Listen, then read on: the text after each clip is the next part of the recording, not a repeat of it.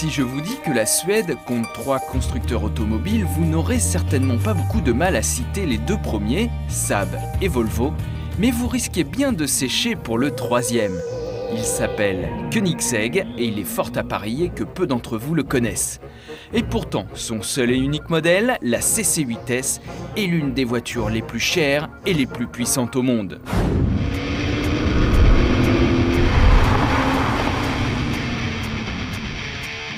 Revendiquant des performances dignes d'une Ferrari Enzo ou d'une Porsche Carrera GT, cette supercar scandinave est entièrement conçue en carbone et produite en très petite série. Et pour cause, à plus de 400 000 € l'engin, seuls quelques privilégiés immensément riches peuvent se l'offrir.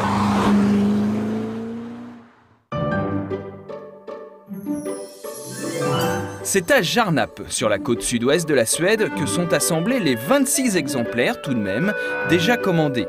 Toutes les pièces en carbone, y compris le châssis, sont intégralement moulées sur place et assemblées dans la petite usine de Koenigsegg.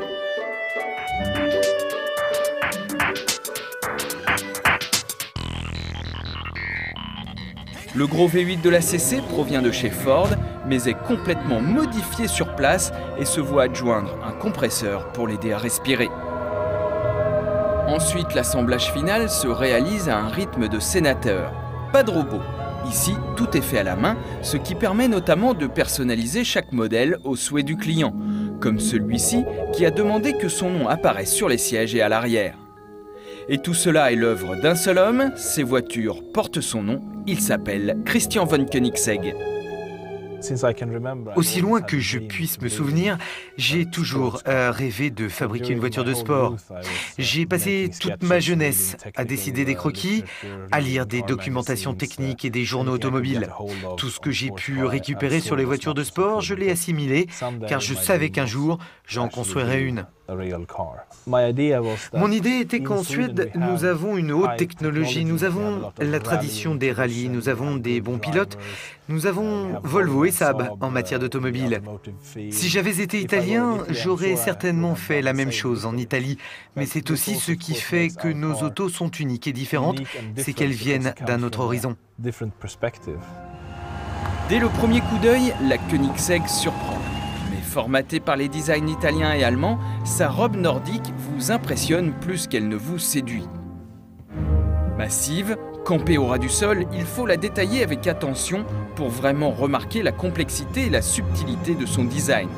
En tout cas, elle ne ressemble à rien de connu et c'est ce qui en fait toute son exclusivité.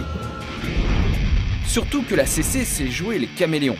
Pour cela, il suffit d'enlever le hardtop pour la transformer en roadster. En un tour de main, cela devient une autre voiture. Autre spécificité, l'étonnant système d'ouverture des portes qui devrait assurer beaucoup de succès dans votre entourage. À l'intérieur, l'habitacle n'est pas en reste. Le cuir et l'alcantara recouvrent subtilement le carbone omniprésent. La console centrale, qui regroupe la majorité des commandes, obtient à l'unanimité la palme de l'étrange. Ce qui permet de constater que la Koenigsegg est avare en gadgets. Cela se résume à l'antipatinage déconnectable, les vitres électriques et un bouton pour monter ou descendre la hauteur de caisse de la voiture pour pouvoir manœuvrer ou prendre des dos d'âne sans risquer de détruire son spoiler avant. On notera surtout la combinaison de boutons qu'il faut actionner pour la démarrer. Une fois que l'on a compris comment faire, ce sont les 655 chevaux du V8 de 4,7 litres de cylindrée qui s'ébrouent, avec une sonorité qui trahit ses origines américaines. Tout en carbone, la Koenigsegg réussit à ne pas dépasser le poids de 1170 kg.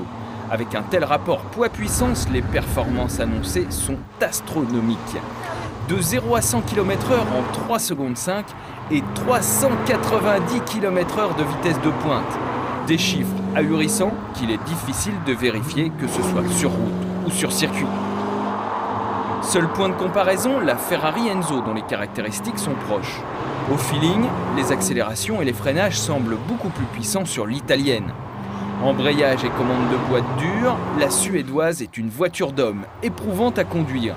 Cela ressemble assez à une Dodge Viper surgonflée et collée à la route.